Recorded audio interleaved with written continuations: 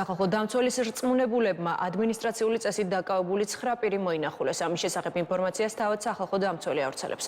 როგორც ომბუდსმენის მიერ Facebook-ზე გავრცელებულ განცხადებაშია ნათქვამი, დაკავებულთა ნაწილი პოლიციის მხრიდან არაეთიკურ მიმართვასა და სიტყვიერ შეურაცხყოფაზე მიუთითებდა, ხოლო ორმა მათგანმა პოლიციის მხრიდან შესაძლო ძალის გადამეტებასა და არასათანადო მოპყრობის შესახებ განაცხადა. განცხადებაში ვკითხულობთ. სახალხო დამცველის აპარატმა შემდგომი სამართლებრივი რეაგირების მიზნით სპეციალურ საგამოძიებო სამსახურს მიმართა. აპარატის სხვა უფლება-დარღვევებთან დაკავშირებითაც მოახდენ შესაბამის სამართლებრივ რეაგირებას.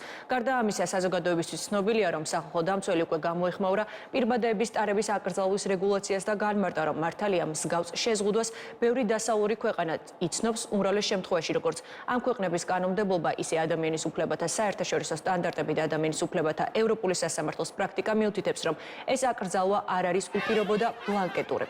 მნიშვნელოვანია კანონმდებლობა იცავდეს ბალანსს გამოხატვის თავისუფლებასა და უსაფრთხოების დაცვის ინტერესებს შორის, აღნიშნულია სახალხო დამცველის ინფორმაციაში.